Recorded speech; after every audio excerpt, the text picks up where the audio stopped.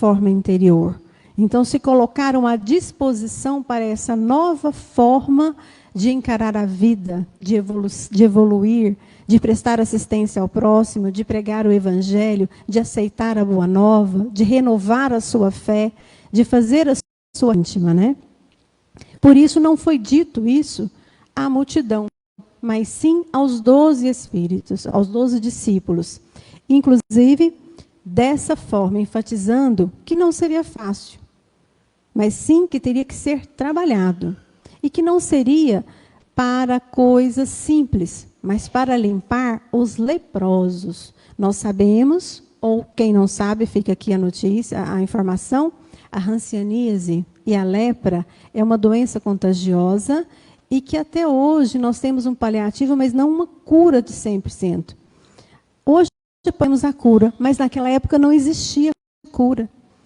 Então, curar as feridas dos leprosos era algo que muito poucos tinham condição, coragem de fazer. Tinha que ser uma pessoa de muita fé. E Jesus, é esse o convite que Jesus fazia para os seus discípulos. É essa determinação que ele passava. Ressuscitar os que estão mortos nas sombras do crime ou das desilusões ingratas do mundo.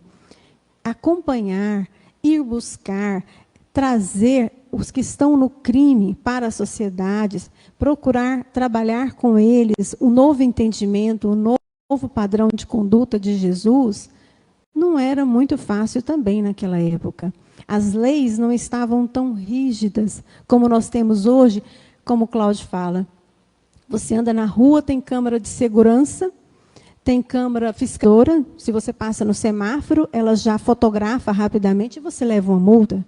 Então, nós somos hoje automaticamente impelidos a andar meio que num trieiro para não sair muito da linha. Mas naquela época não tinha tudo isso. Tinha umas leis, mas não tinha tanta fiscalização. Então, trabalhar esse lado da sombra e do crime não era realmente uma tarefa muito fácil.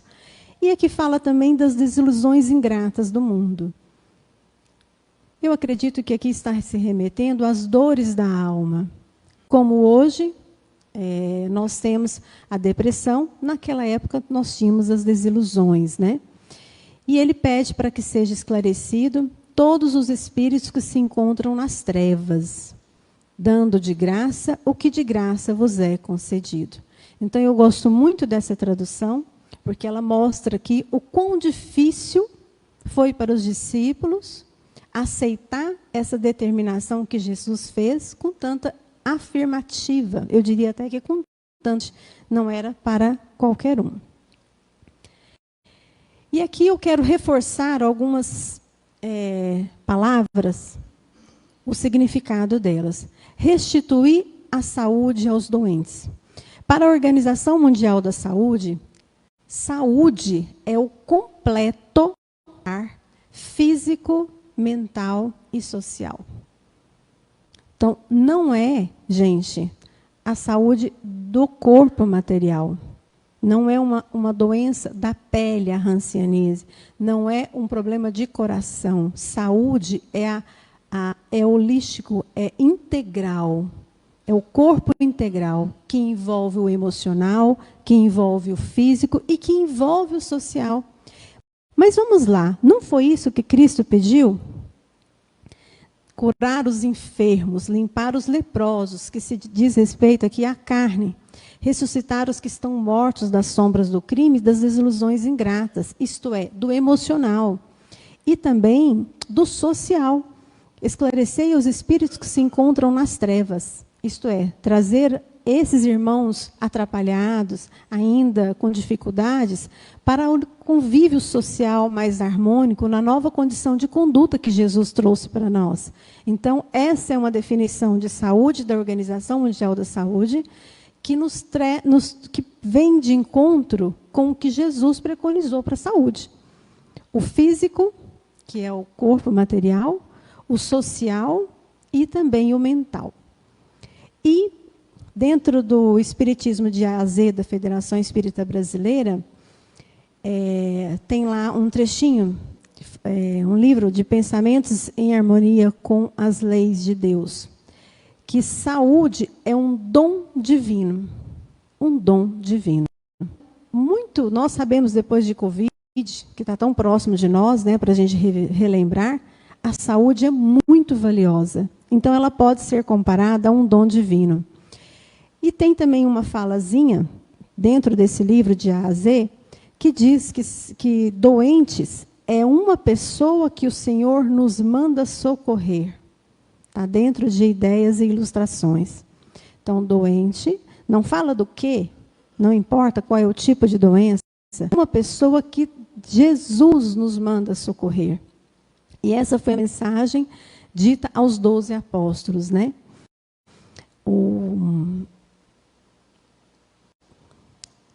Restituir a saúde aos doentes, ressuscitai. Então, o que nós podemos relembrar dessa palavra ressuscitai?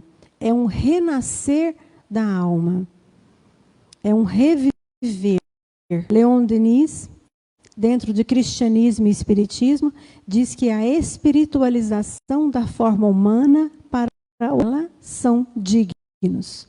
Isso é ressuscitar, é um renascer, é um reviver. E fala também da morte. Ressuscitai os mortos. Mas o que seria morte na contextualização daquela época? Seria um afastar-se das leis divinas. É o começo de uma vida mais feliz. Então, morte está relacionada à felicidade. Nos ensinamentos de Jesus, quando a gente começa a ter um entendimento diferenciado dentro da lei de amor que ele pregou, a morte, ela é felicidade. Ela não é mais que uma transformação necessária e uma renovação.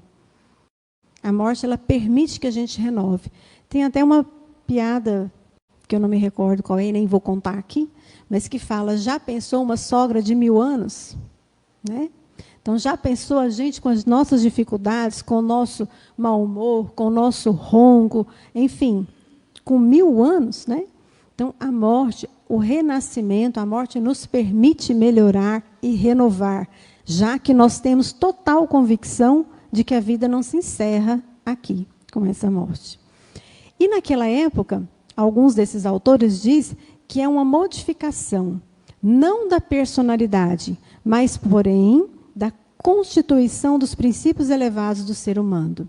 É prosseguir vivendo, apesar da diferença vibratória na qual expressará a realidade.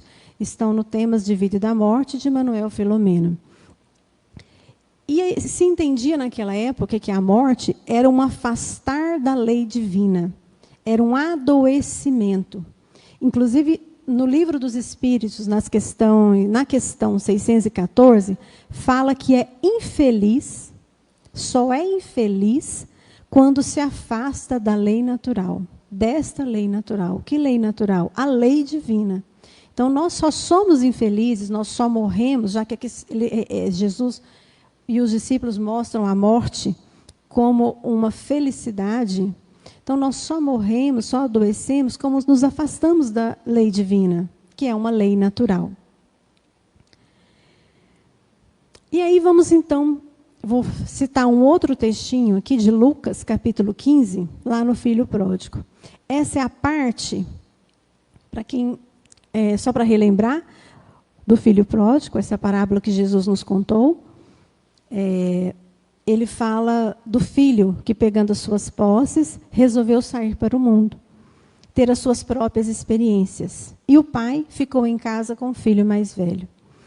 E depois de um certo tempo, aquele filho que saiu, que retornou com todas as dificuldades, sem nenhuma posse, sem nada da sua herança, e aí o pai viu o filho chegando e deu alegria.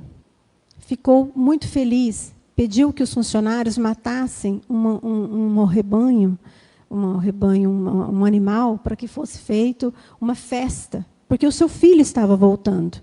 E aí ele disse ao filho mais velho, que não gostou daquela alegria do pai, não gostou daquela condição, né?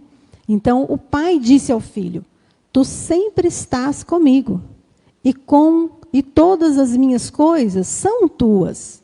Mas era alegrarmos-nos e regozijarmos-nos, porque este teu irmão estava morto e reviveu. Tinha se perdido e foi achado. Então, essa é uma fala de Jesus. Jesus se refere ao irmão morto que reviveu. Mas como morto, se ele estava ali andando e chegando na casa do Pai? Porque ele tinha se afastado das leis divinas. E ele estava agora retornando para a casa do Pai, para o seu trieiro dos bons ensinamentos. Ele estava assumindo que precisava retornar. Então, ele estava voltando para a felicidade. E isso é motivo de alegria. Isso é motivo de gratidão, né? E aí,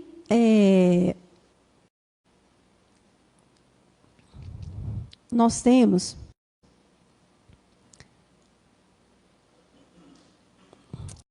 só um pouquinho. Naquela época, afastamento das leis divinas era como que se você tivesse um problema com Deus. Então, você tem que resolver o seu problema com Deus. E aí, depois disso, você poderia renascer, você poderia realmente, né?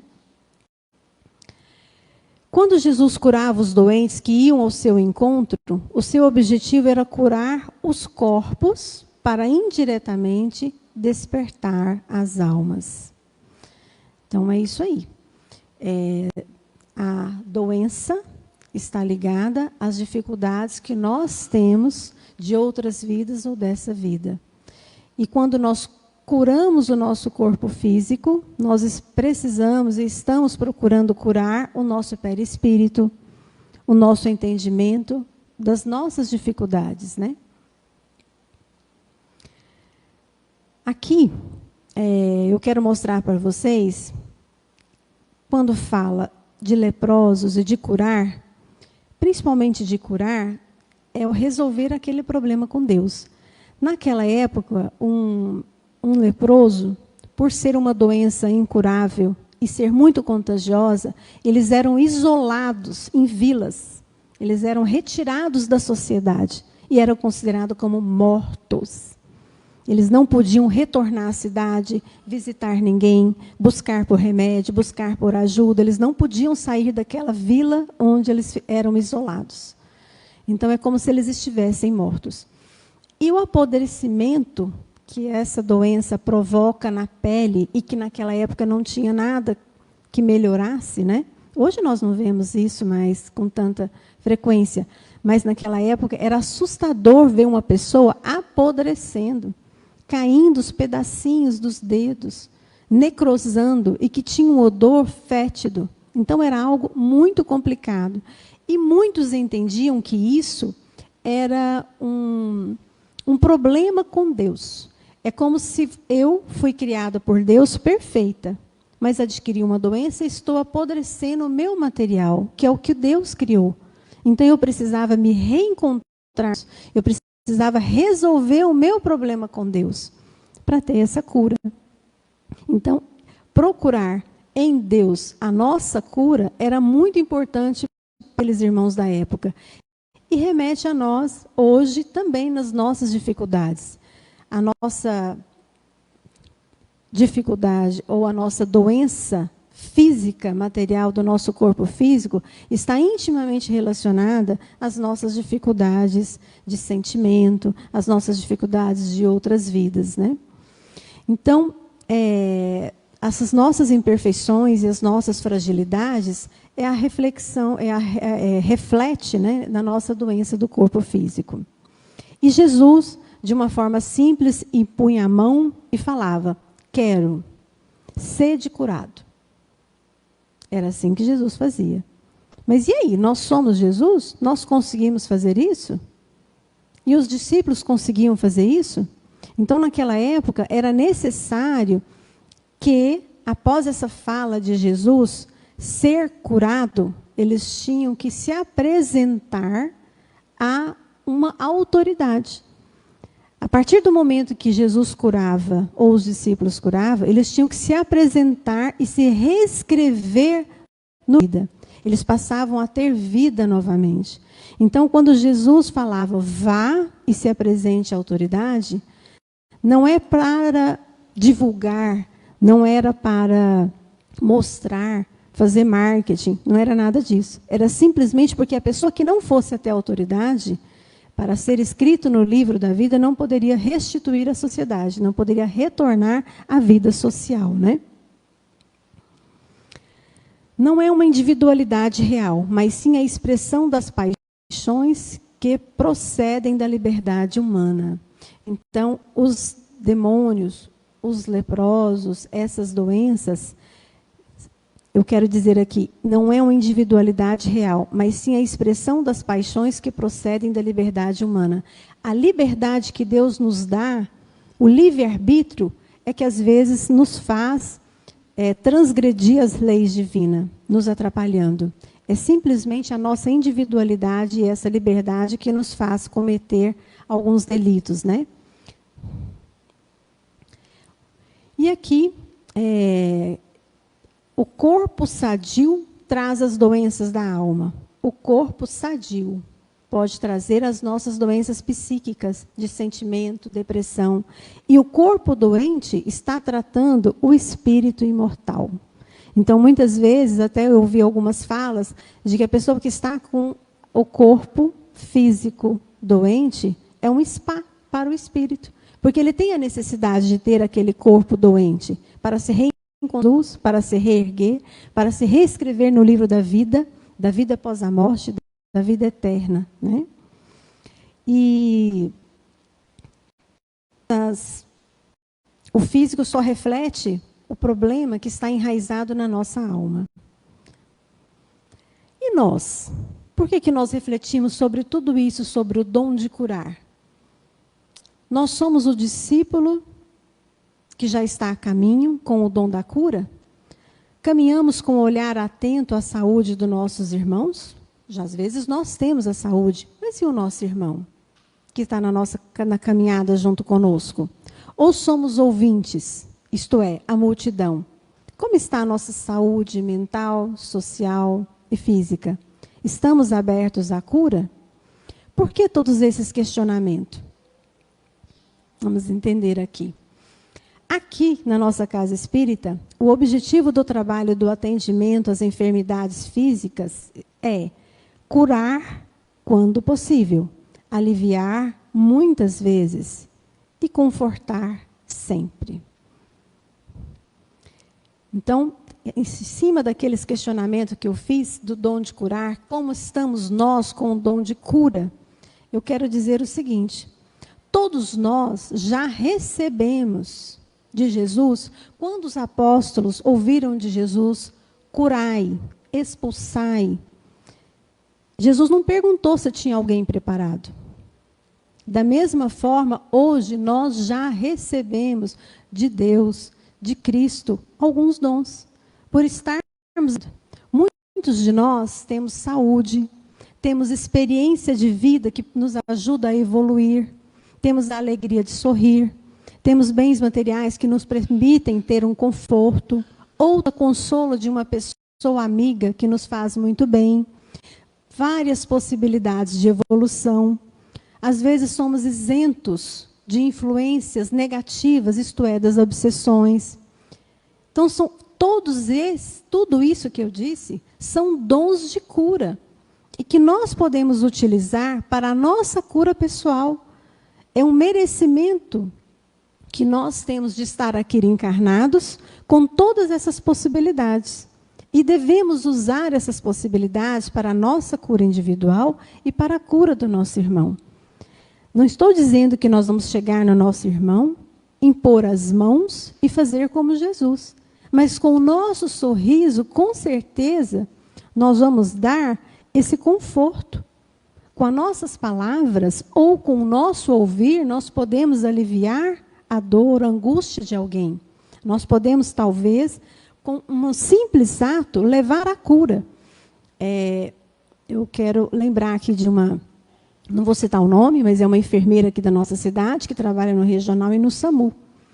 E aí, em uma certa época, nós precisamos dela para fazer uma medicação intravenosa, e ela veio, atendeu, colocou soro, muito cuidadosamente. Nossa, tal, muito simpática. E eu quis saber qual o valor do trabalho dela. Quanto seria aquele trabalho que ela se dispôs, depois de plantão, ir lá, colocar aquele soro, ver, olhar a receita que o médico fez, ver se estava tudo correto, fazer tudo certinho. E ela disse, não, eu não cobro nada por isso. E não aceitou nada, nada. E ela retornou à nossa casa várias vezes, fez várias vezes esse mesmo trabalho, com um coração limpo. Então, são pequenos atos que nós podemos fazer no dia a dia e nós podemos estar promovendo a cura daquelas pessoas, de alguém próximo a nós ou não. E também a cura, porque o dom de curar, a cura, ela, digamos que tem duas vias. A de quem que tem que ter o dom, tem que estar já no caminho do merecimento, do entendimento melhor, da doação do seu tempo, do seu fluido, que ele tem que doar para aquela cura, e também da pessoa que recebe a cura. A pessoa tem que estar apta, de sentimento, de coração aberto. Não se consegue, num copo cheio de água, colocar mais alguma coisa. Tem que transbordar. Então, a pessoa que quer receber a cura, ela tem que limpar ou esvaziar o seu coração para as novas possibilidades. Então, realmente é uma via de duas mãos, né? Então, como que nós podemos, dentro da cura do próximo e da nossa cura, trabalhar? Com a evangelho terapia, o ouvir terapia, o dedicar, o sorrir terapia, a amar terapia. Tudo isso, gente, são dons de cura e são gratuitos. E nós podemos aplicar com muita facilidade. Não precisa de muitos recursos para essas curas, somente dos nossos fluidos, da nossa boa vontade, da nossa dedicação. E aí, evangelho terapia, ouvir terapia, dedicar terapia, sorrir, amar. Mas quais são os momentos que nós vamos fazer isso? No dia a dia, muitas vezes, na nossa rotina diária, nós não conseguimos prestar atenção. Mas eu vou citar alguns exemplos aqui. Por exemplo, quando alguns trabalhadores dedicados vêm até a nossa casa e vão lá preparar a pizza, aquele momento, o fluido que ela coloca naquela pizza, pode ser a cura de uma pessoa. Quando nós viemos aqui em busca de um passe, pode estar naquele momento nas mãos daquele passista que vai ali transmitir a energia dos espíritos que assistem à nossa casa, pode estar ali a cura. Quando nós nos dedicamos, por exemplo, na creche, a nossa casa tem uma creche aqui, e alguns trabalhadores vêm muito aqui na creche, se dedica a saber como estão os professores, como estão as crianças, o que precisa, o que não precisa. Estão sempre dando uma atenção. E a gente, às vezes, muitas vezes na correria, admira e não vem. Mas quem vem está naquele momento aplicando o dom da cura que ele recebeu, de se dedicar àquelas crianças, de dar um abraço em uma daquelas crianças, que são lindas, estão sempre esperando alguém chegar, né? No Lar de Maria, na evangelização. Então, nós temos várias situações em que nós podemos aplicar o dom de cura que Deus nos deu gratuitamente. O evangelho, a saber ouvir, nos dedicar, sorrir para as pessoas, amar. Nada disso foi nos dado por algum dinheiro. Foi nos dado gratuitamente. E nós devemos utilizar para o próximo e para nós mesmos também gratuitamente. Também temos o tema, o item das preces pagas. Naquela época de Jesus, nos templos, era comum as pessoas irem com pombos, às vezes cabritos, e às vezes até outros animais, para pagar a prece daquilo ali. Porque eles não se sentiam aptos a falar com Deus. Não se sentiam em condições de falar com Deus, né? Então, era uma negociação, como se fosse uma barganha. E isso você vai delegar a alguma pessoa que pode ser feita aquilo que o seu coração está precisando e querendo pedir para Deus. Então, vamos ler o que fala em Lucas e em Marcos. Disse em seguida a seus discípulos, diante de todo o povo que o escutava: precatai-vos dos escribas que se exibem a passear com longas túnicas, que gostam de ser saudados nas praças públicas e de ocupar os primeiros assentos nas sinagogas e os primeiros lugares nos fetins. Que, a pretexto de extensas preces, devoram as casas das viúvas, isto é, os bens materiais, as fortunas, o que tinham. Essas pessoas receberão condenação mais rigorosas. Então, Jesus veementemente condena a terceirização da prece. Isso não quer dizer que nós não podemos associar o nosso sentimento, o nosso pedido ao de outra pessoa. Quando nós viemos aqui a esta casa, nós temos aqui inúmeros espíritos que vêm nos assistir, que vêm derramar bons fluidos e que, com certeza, irão reforçar, digamos assim, o pedido a Deus. Mas tem a nossa participação, tem o nosso fluido, e não é pago com dinheiro. E não é para mostrar, para divulgar, isto é, não seria em praça pública, é no íntimo de uma canção, é no íntimo do nosso coração e do nosso sentimento que estaremos fazendo isso para Deus. Mesmo com alguém do nosso lado, mesmo com um passista intercedendo vibrações positivas para nós.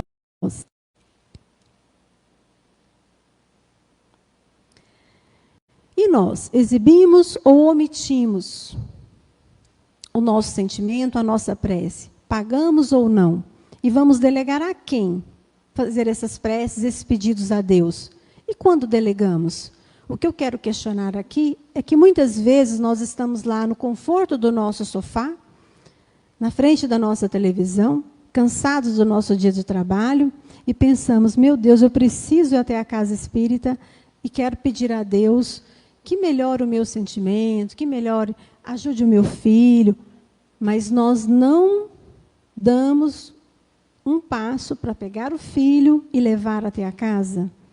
Ensinar que talvez precisa sair do comodismo, sair da omissão e realmente aprender a falar com Jesus, aprender a falar do íntimo do seu coração, sem precisar terceirizar. E isso é um ensinamento que todos nós devemos passar para os nossos filhos ou para qualquer pessoa que esteja conosco. Deus vai ouvir. Às vezes nós fazemos isso aos avós, aos pais, aos mais velhos, né? E isso é barganhar ou terceirizar. E não devemos fazer isso. E nem menos aceitar que, por exemplo, em Roma, existe lá um prédio muito bonito, né? Uma construção muito linda, guarda tesouros, que guarda presentes belíssimos, caríssimos, mas para aquelas pessoas que seguem aquela região, ou qualquer outra, entrar e simplesmente ver aquilo, tem que pagar muito caro. Muito caro. Então, assim, é algo que nós observamos e que realmente não nos agrada, não me agradou nem um pouco, né? Então, eu estou citando isso aqui como exemplo, tá?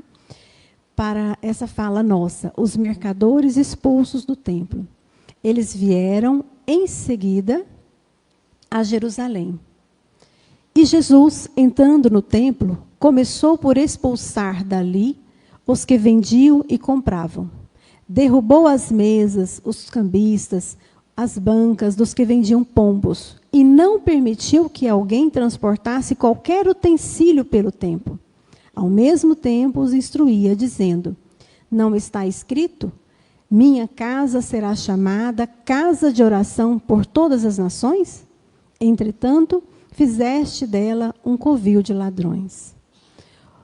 Os príncipes dos sacerdotes, ouvindo isso, procuravam meio de perderem, pois o temiam, visto que todo o povo era tomado de admiração pela sua doutrina. Então, quando Jesus... Muitas vezes as pessoas não conseguem entender essa passagem. E eu entendo que Jesus está nos pedindo para não barganhar. E naquela época, a barganha era feita dessa forma. Para se conseguir que alguém fizesse uma prece por ele, tinha que levar um pombo, tinha que levar um cabrito. Isso acontecia. Então, Jesus chegou lá e terminou esses mercadores do templo. Porque Deus não cobra. Deus não aceita o pedido de perdão em troca de dinheiro. Deus não dá uma bênção em troca de dinheiro. Então, por que nós não podemos fazer a nossa prece, fazer o nosso pedido e pedir a nossa bênção sem intermediários, né? É isso que fala aqui para nós, e era o exemplo que eu queria dar em Roma, em que cobra para que as pessoas possam entrar e visualizar. Eles têm uma fortuna agregada, guardada ali, por séculos e séculos, essa fortuna. Para manter aquela fortuna, é necessário que as pessoas paguem para ver. E quem usufrui disso? E nós, como estamos barganhando com Deus, com o nosso anjo guardião? Nós delegamos a quem? Todos nós, na noite, conversamos com o nosso anjo, conversamos com Deus e com Jesus? Sinceramente, das dificuldades que tivemos durante o dia, até para reflexão nossa, em que devemos melhorar ou não? Ou nós simplesmente deitamos e pensamos assim, Deus sabe de tudo. Então, Ele sabe o que eu estou precisando. Ele sabe, não preciso ficar falando para Ele. Isso é um comodismo, né? Quando nós fazemos a nossa prece diretamente a Deus, diretamente a Jesus, nós estamos o nosso fluido está sendo envolvido naquele momento. Então, isso com certeza tem um outro peso. E o último item da nossa fala de hoje é a mediunidade gratuita. Então, mediunidade é um dom que foi dado a algumas pessoas gratuitamente. As pessoas que receberam esse dom, com certeza é porque também, como os discípulos, já eram pessoas diferenciadas. Já estavam no caminho, já estão percebendo a nova forma de vida e conduta que Jesus deixou para nós. Então, a mediunidade gratuita é uma faculdade dada para o bem, e os bons espíritos se afastam de quem quer que pretenda transformá-la em trampolim para alcançar seja o que for. Ela veio para quê? Para acalmar os corações e para divulgar a fé. Eu vou ler só um trechinho aqui do Evangelho.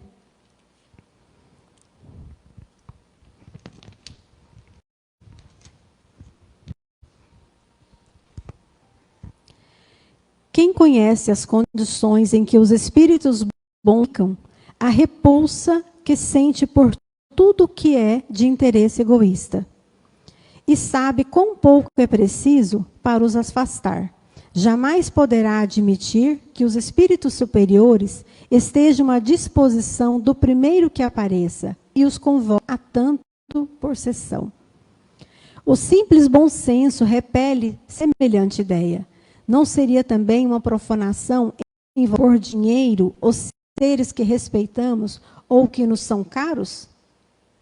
Os espíritos levianos, mentirosos, brincalhões e toda a malta de espíritos inferiores, muito pouco escrupulosos, sempre comparecem prontos a responder ao que lhes é perguntado, sem se preocuparem com a verdade. Aquele, pois, que deseje comunicações sérias, deve primeiro pedi-las com seriedade e, em seguida, inteirar-se sobre a natureza das simpatias do médium com os seres do mundo espiritual. Ora, a primeira condição para se conquistar a benevolência dos espíritos bons é a humildade, o devotamento, a abnegação, o mais absoluto desinteresse moral e material. Então, o dom da mediunidade é um presente de Deus e é dado àquele que sabe também usar esse dom gratuitamente. Cada um, algum dia, pestanejamos em buscar algo da mediunidade para outros fins ou que se pagam, estamos correndo um sério risco de estar sendo orientados por espíritos brincalhões. E a mediunidade, ela não é uma profissão, não é uma arte, não é um talento. Ela é um dom de Deus. Cada um contribua segundo propôs no seu coração, não com tristeza ou por necessidade, porque Deus ama ao que dá com alegria. Então, eu quero dizer que para estudar o Evangelho de Jesus e estar aqui hoje é uma forma de aprendizado, é uma forma de dedicação. E é uma alegria muito grande, porque a gente sempre aprende um pouco mais. Com uma certa dificuldade de passar para vocês, estou começando, mas mesmo assim, eu quero dizer a vocês que eu encerro a minha noite, agradecendo a vocês, com muita gratidão no coração. Muito obrigado a todos e vão em paz. Muito obrigado, Valéria, pelas suas colocações, que com certeza veio a brilhantar um tanto mais o nosso aprendizado sobre essa lição, muitas vezes até polêmica, colocada no Evangelho de Jesus. Nós, mais uma vez, gostaríamos de agradecer a presença de todos e dizer que, logo após o nosso encerramento, aqueles que quiserem tomar o passe energético, vibracional, fluídico, aguardem que serão convidados por alguém ali na Câmara de Paz. Baixa a luz um pouquinho. Vamos agradecer a Deus a oportunidade de estarmos aqui. Vamos agradecer aos benfeitores que nos dignam com a sua presença em estar com dedicação, com denodo nessa tarefa tão importante que é o desejo e a ação constante em nos auxiliar à iluminação, espíritos ainda muito atrasados, quais somos nessa terra de provas e de expiações, com a necessidade da cura, como falou nossa irmã, em todos os sentidos, mas principalmente nesse lado psicológico, espiritual.